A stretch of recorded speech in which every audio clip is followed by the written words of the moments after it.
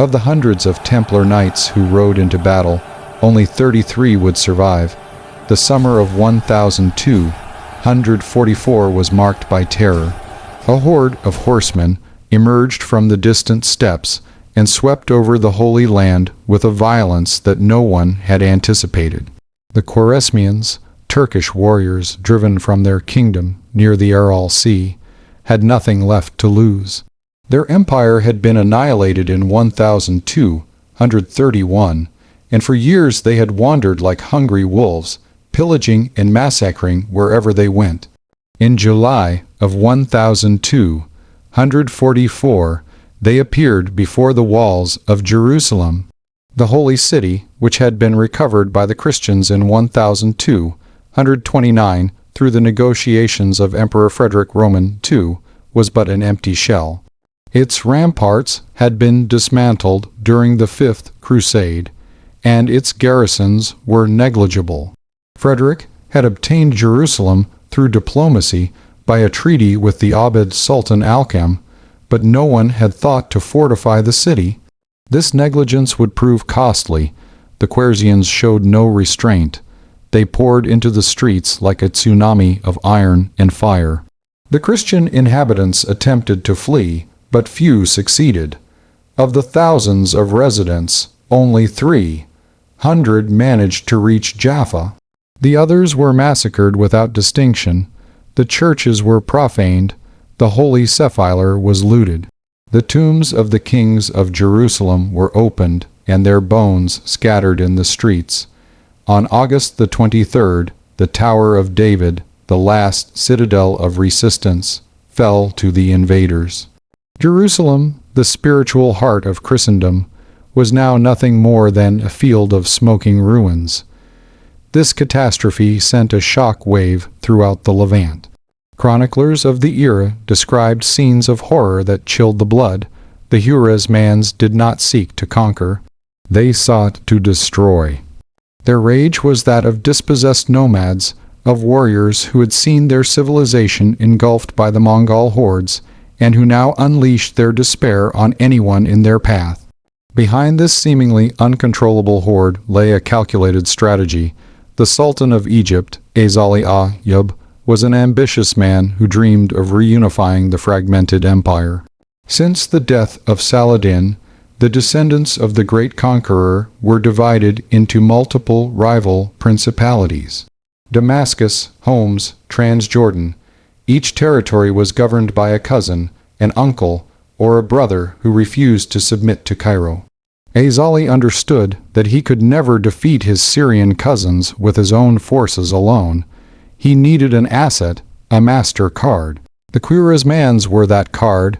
These formidable mercenaries, hungry for plunder and vengeance, agreed to serve the Egyptian sultan in exchange for land and wealth. Azali promised them everything they desired, knowing full well that he could dispose of them once their usefulness was exhausted. The Egyptian sultan also had another secret weapon, his Mamluks. These slave soldiers, purchased young in the steppes and trained from childhood in combat, constituted the elite of his army. Among them was a promising young officer named Baibars, tall with dark skin, a powerful voice and blue eyes, one of which had a small white spot. Baibars was born in the Kumani steppes between the Volga and Ural rivers. Captured by the Mongols as a teenager, he had been sold as a slave in the markets of seas, then sold at a low price because of the spot in his eye, which frightened superstitious buyers. But this physical flaw concealed a brilliant mind and an iron determination. Baibars had risen through the ranks of the Mamluk army with astonishing speed. He excelled in the art of war, mastered tactics, and possessed a natural charisma that compelled men to follow a leader into battle.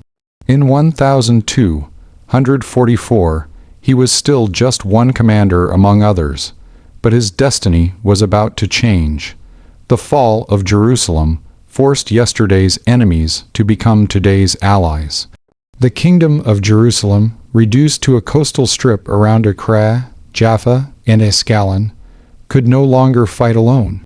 The three great military orders, the Templars, the Hospitallers, and the Teutonic Knights had lost too many men over decades of war.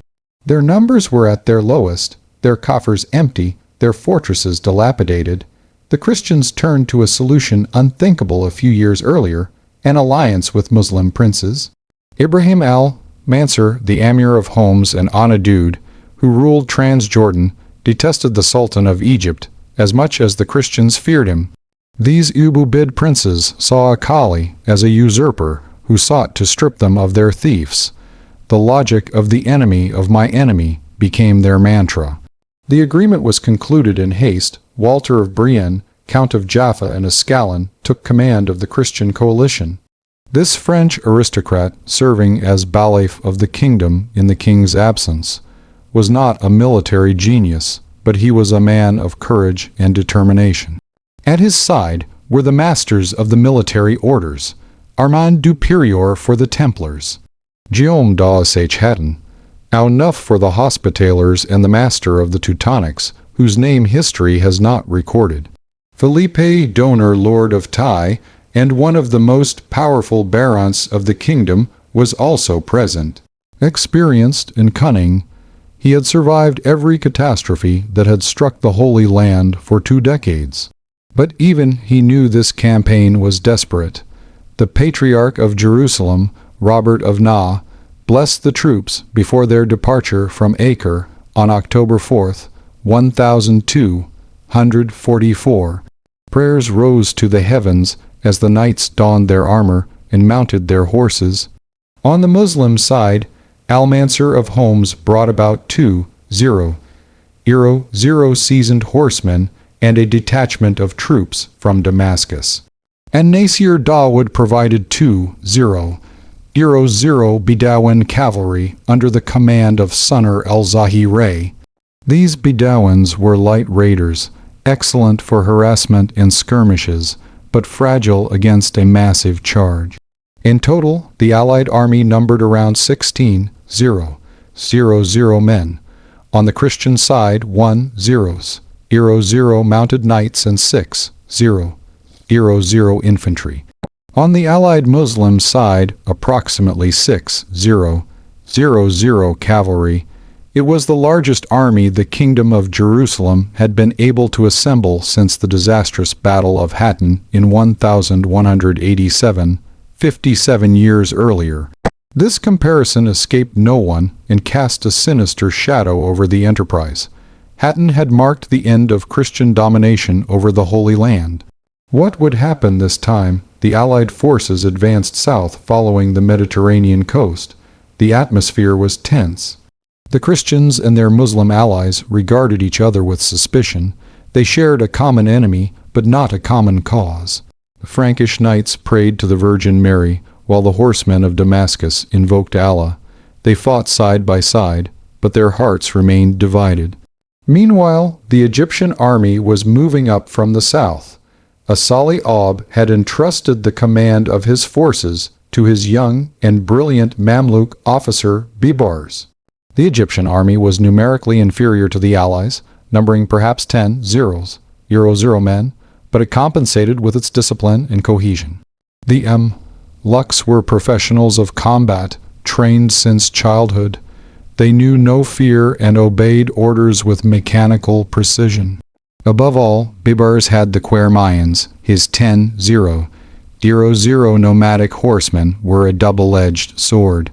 Undisciplined and unpredictable, they could turn on their employers as easily as they massacred their enemies.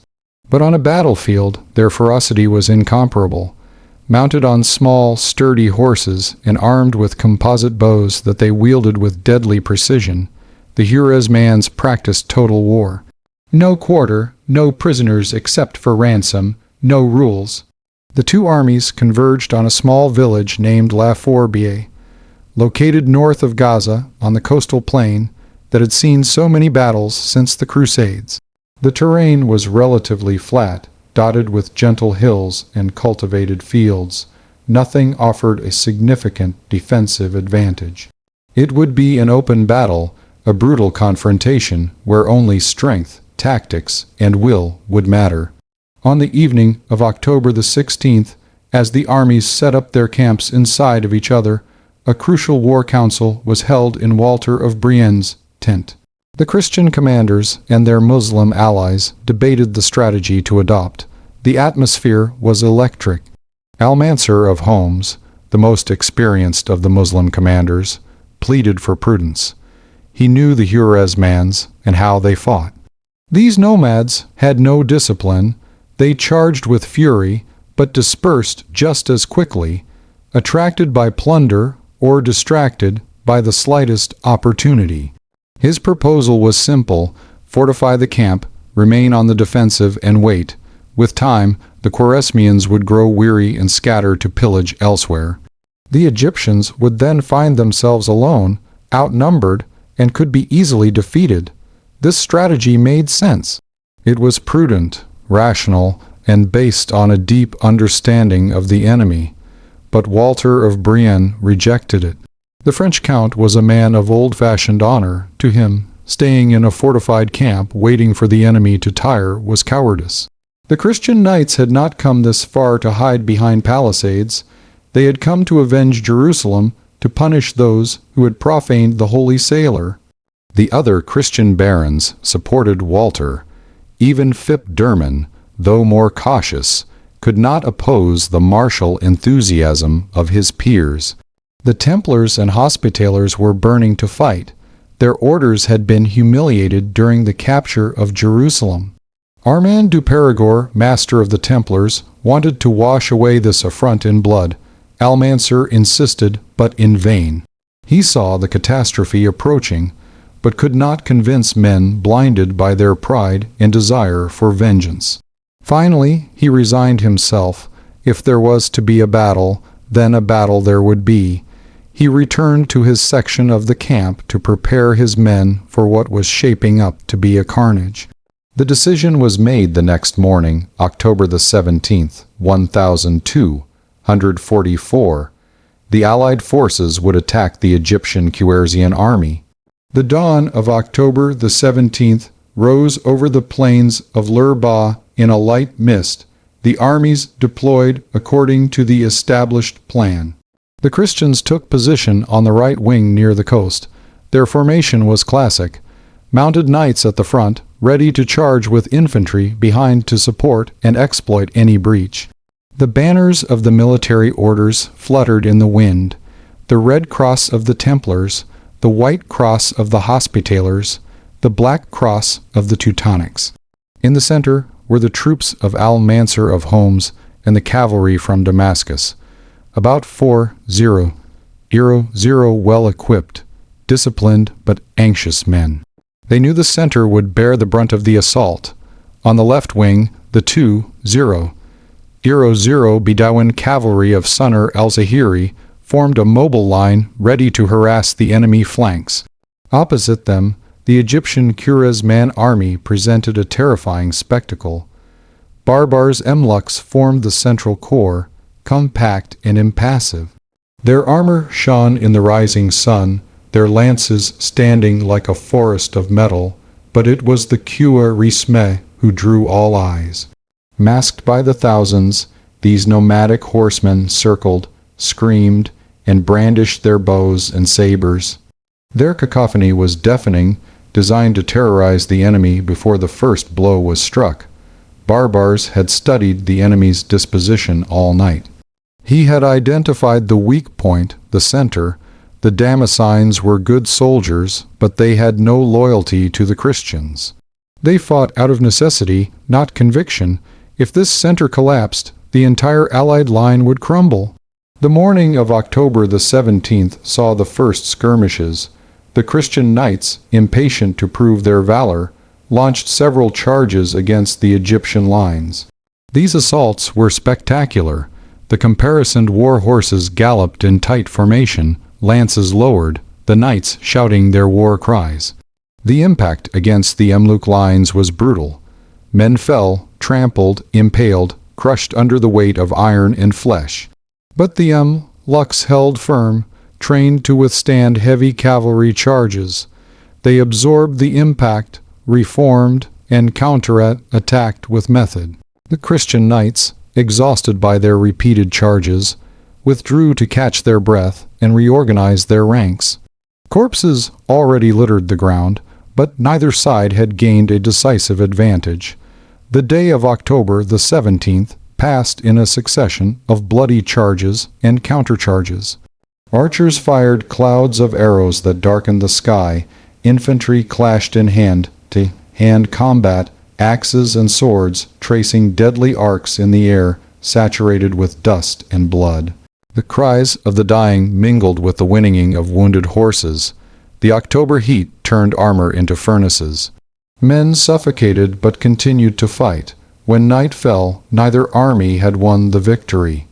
The exhausted combatants returned to their camps to tend their wounds, bury their dead, and prepare for the next day. In the Allied camp, the atmosphere was mixed. The Christian knights congratulated themselves for having stood up to the Egyptians. Al-Mansur, however, remained somber. He knew that Barbars had not yet played his masterard. At dawn on October the 18th, Barbars gave the order that would seal the fate of the battle.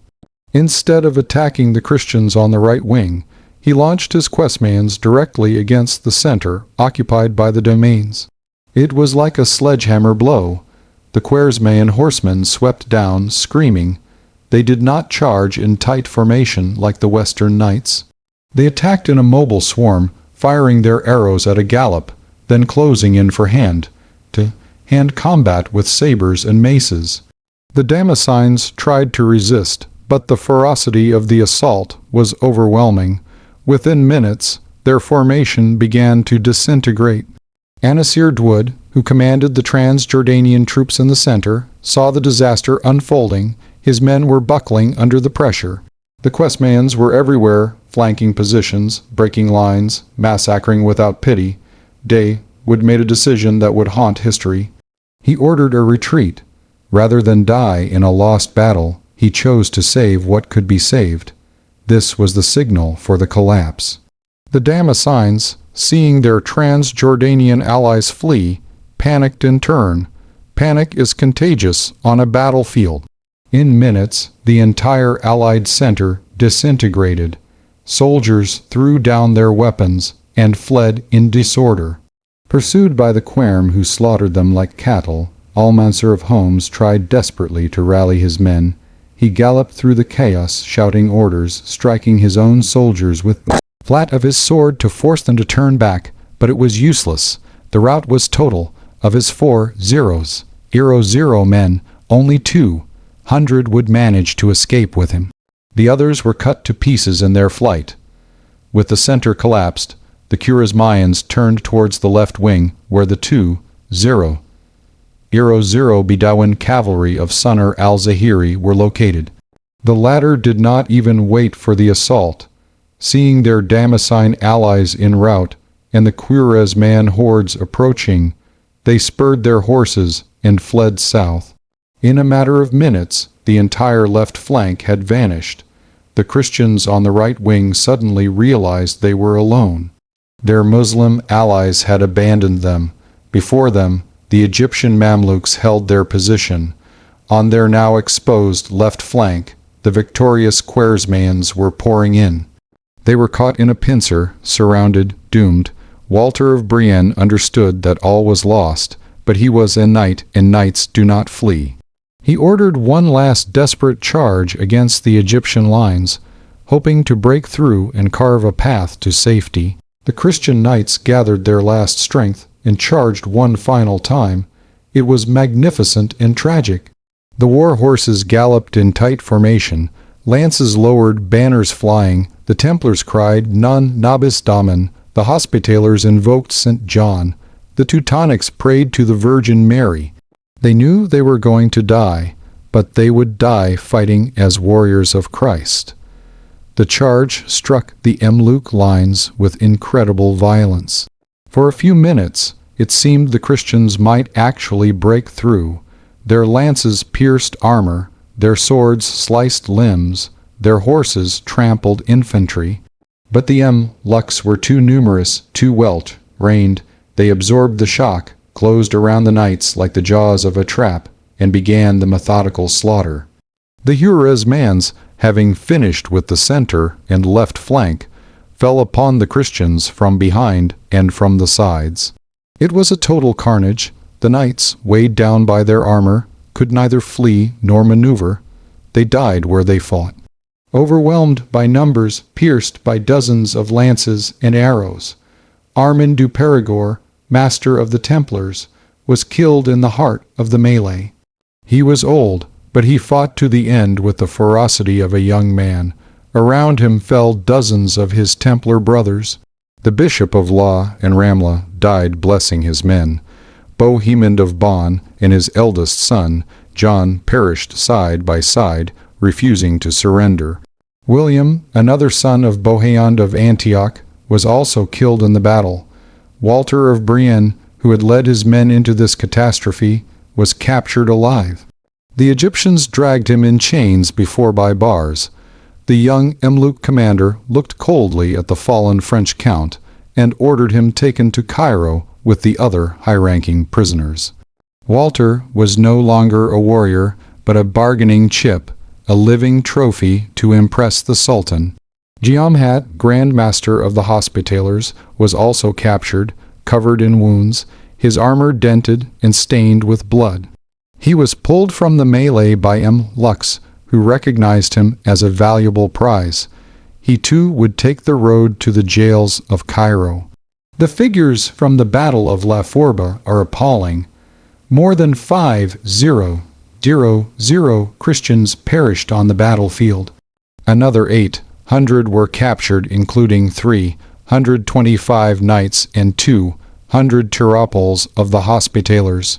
The latter light cavalry of local origin serving under the Hospitallers were massacred en masse after the battle as they held no ransom value. The losses among the military orders were catastrophic. Of the hundreds of Templars who participated in the battle, only 33 survived.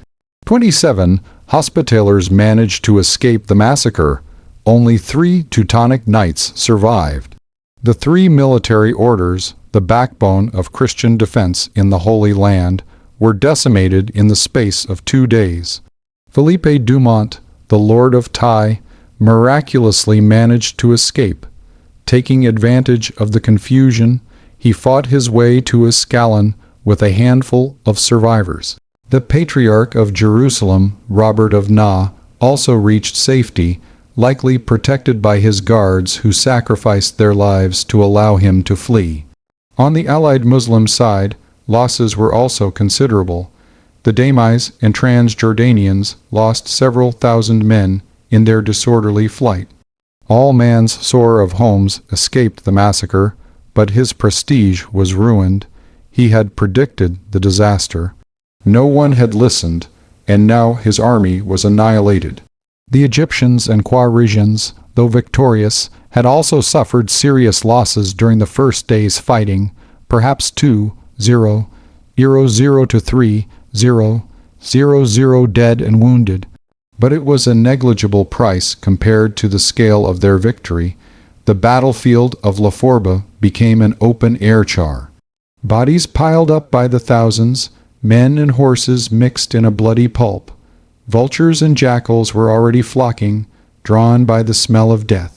The Khwarezmian survivors methodically looted the corpses, stripping armor, weapons, jewelry, anything of value.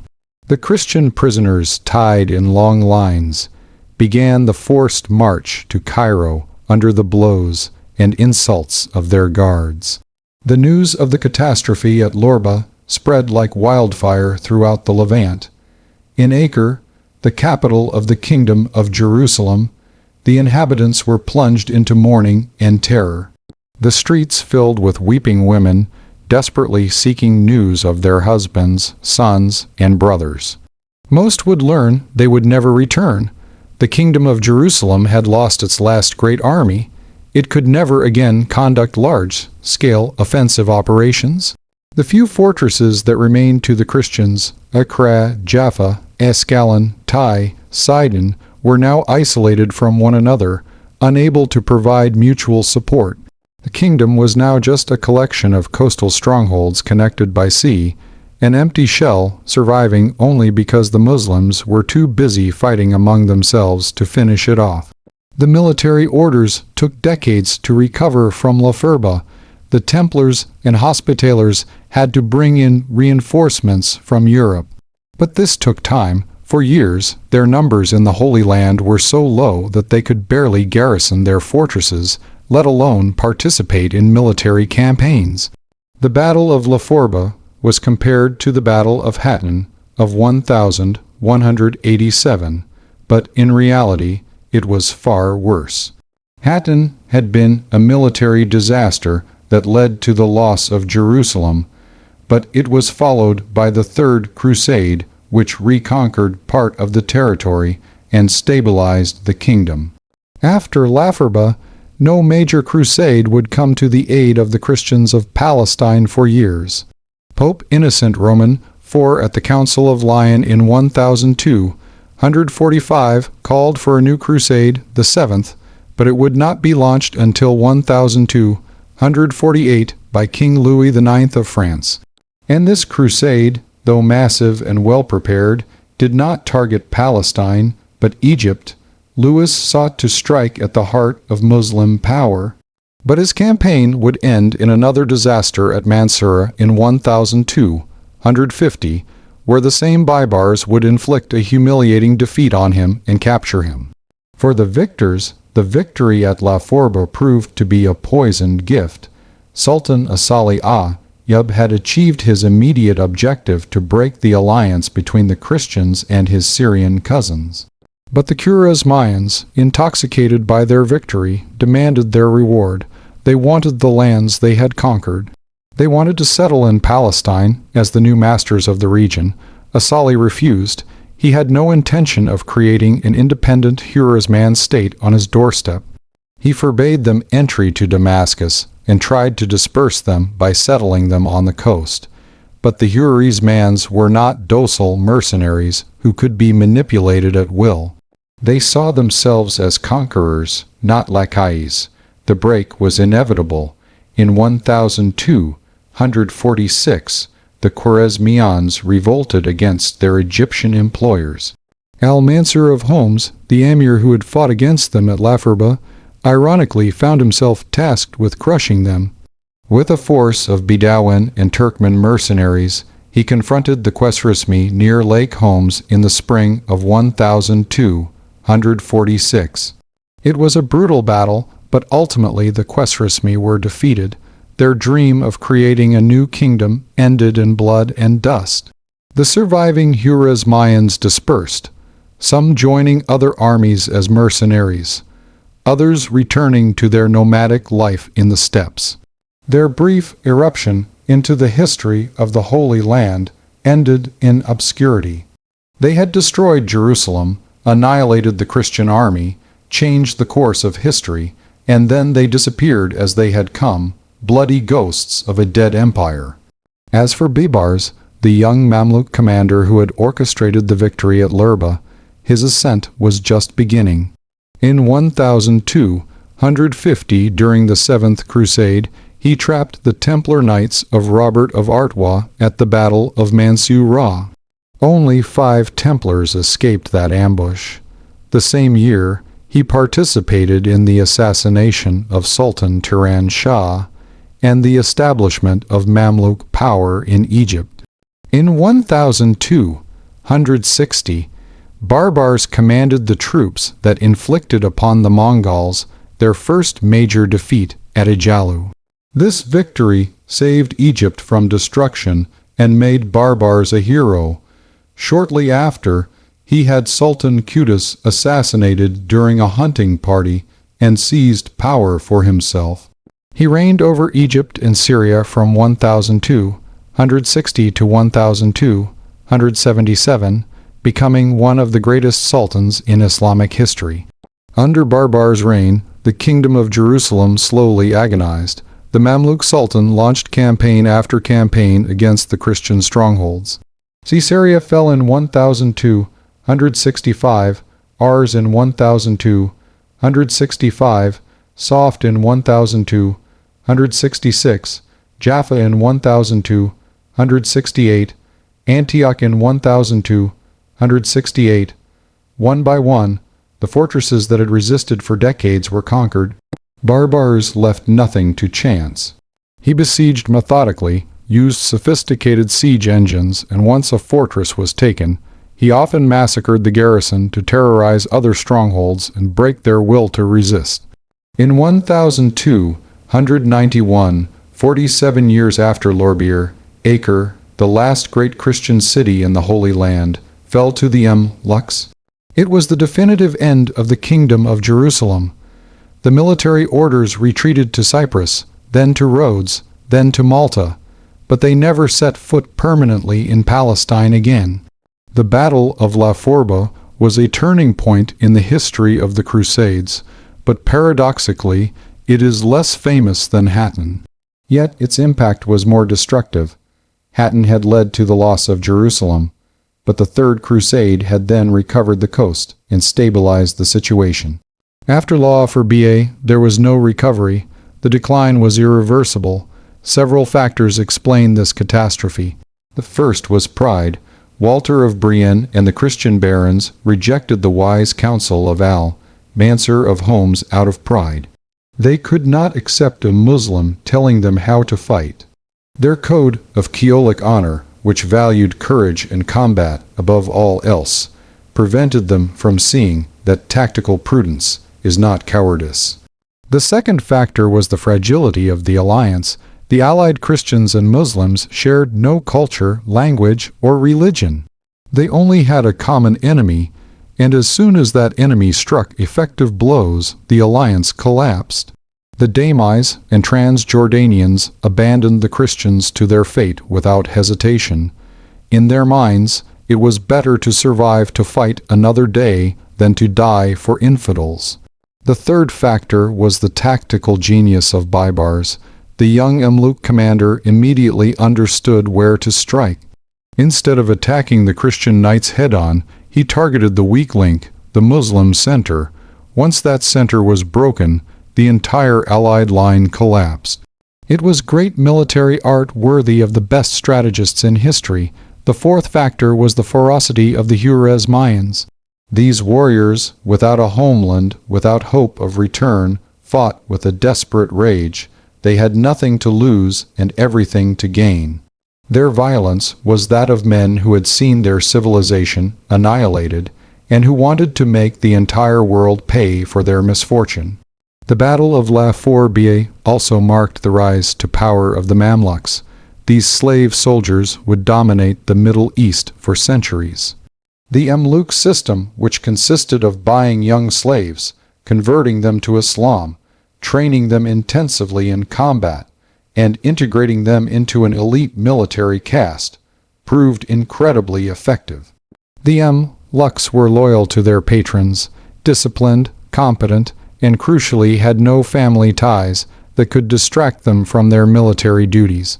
For the Christians of Europe, La Forbie was a brutal shock that revealed the reality of the situation in the Holy Land. The Kingdom of Jerusalem was no longer a viable entity. It survived only thanks to the division of its Muslim enemies. As soon as these enemies united, even temporarily, the Christians were crushed. This realization led some European thinkers to question the entire enterprise of the Crusades. Was it really possible to maintain a permanent Christian presence in the Middle East against an infinitely more numerous and increasingly organized Muslim population? The military orders also learned lessons from La Forbie, but perhaps the wrong ones. They strengthened their fortresses, built even more imposing castles, and increased their garrisons. But all this was useless against well-commanded Mamluk armies equipped with sophisticated siege engines. Fortresses could delay the fall, not prevent it. On the evening of October the 18th, 1244, as the sun set over the plains of Leorba, the dream of the Crusades truly died. This dream, born in 1095, when Pope Urban Roman II had called for the liberation of Jerusalem, had mobilized hundreds of thousands of Europeans for almost 2 centuries. Kings, princes, knights, and common people had crossed thousands of kilometers to fight in the Holy Land. Some had come with sincere faith, driven by the desire to liberate the holy places. Others had come for adventure, glory, or wealth.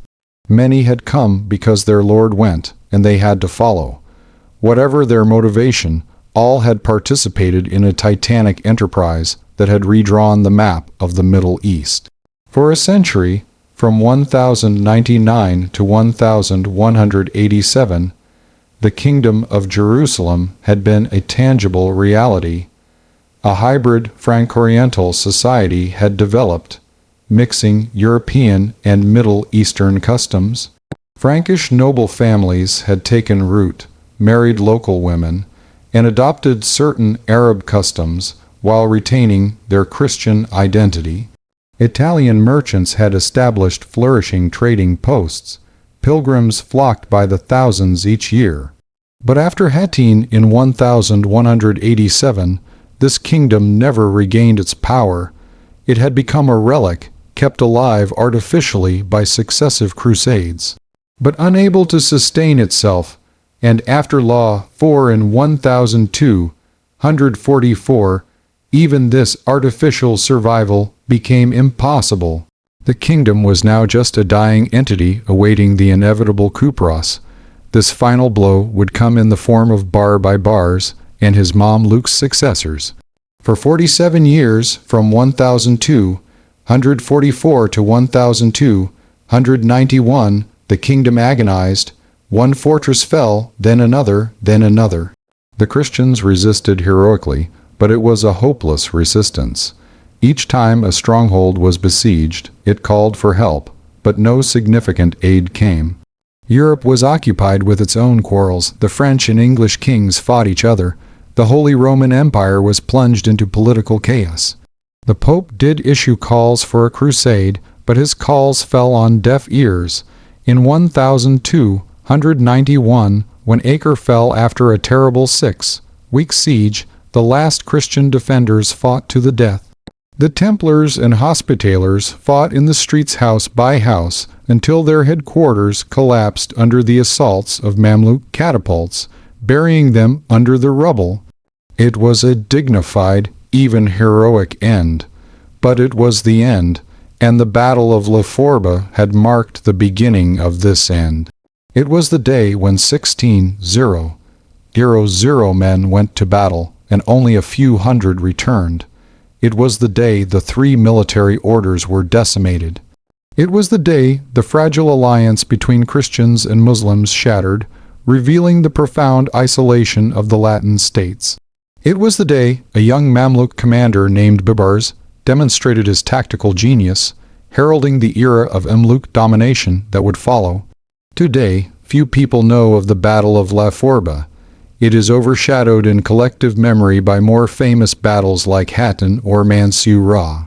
But for those who seriously study the history of the Crusades, La Forbie remains the true turning point, the moment when everything irrevocably shifted. It was the day the Holy Land was lost forever, even if no one wanted to admit it at the time. The medieval chroniclers who recounted La Forbie described it in apocalyptic terms.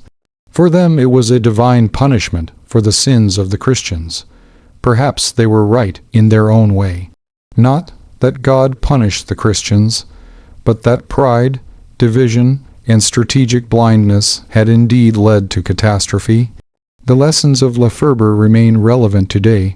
Pride precedes the fall, fragile alliances collapse under pressure, and on a battlefield, tactical genius and cohesion triumph over individual bravery. On October the 18th, 1244, the sun set on a field, strewn with thousands of corpses. The banners of the military orders lay in the dust, trampled and torn. The knights who had sworn to defend the Holy Land to their last breath had kept their oath. But it had not been enough. The kingdom of Jerusalem, born in glory in 1099, was condemned. It had 47 years of reprieve left, but it was already a dead kingdom walking towards its grave. The Battle of La Forbie was not simply a military defeat. It was the collapse of a dream that had animated the Christian West for 2 centuries. It was the brutal demonstration that the time of the Crusades was over, that the balance of power had shifted irreversibly in favor of the Muslim world, and that the Christian presence in the Levant was just an anachronism destined to disappear. The survivors of La Forbie carried the weight of this defeat for the rest of their lives. Philippe de Montfort, who had managed to escape, spent the rest of his existence fortifying Ty, knowing it was a futile enterprise. The few Templars and Hospitallers who survived painstakingly rebuilt their numbers, but they never forgot the massacre of their brothers. Walter of Brienne and Guillaume d'Aton languished in the jails of Cairo for years before being released for heavy ransoms. They returned broken, aged, haunted by the screams of the dying they still heard in their sleep. Baibars, for his part, climbed the ladder of power with relentless determination. From commander at La Forbie, he became Sultan of Egypt 6 years later. His reign was marked by an uninterrupted series of military victories against the Crusaders and the Mongols. He remains in Islamic history as a hero, a warrior sultan who saved Egypt and reconquered the Holy Land. For the Christians, he was a scourge, a ruthless conqueror who destroyed their last hopes. Both views were true. Baibars was a product of his time, a man who had been sold as a child slave, and who became the master of the Middle East through his sheer will and military talent. His story, beginning on the plains of La Forbie, illustrates the spectacular rise of the Mamluks and the end of the era of the Crusades. The Battle of La Forbie thus remains in history as a pivotal moment, the day everything changed. 1600 men had gone into battle with the hope of avenging Jerusalem and saving the kingdom. A few hundred returned, broken, defeated, bearers of the news that all was lost. Behind them remained thousands of corpses rotting under the October sun, a silent testament to the failure of the greatest military and spiritual enterprise of the Christian Middle Ages. The Holy Land was lost, not in a single day,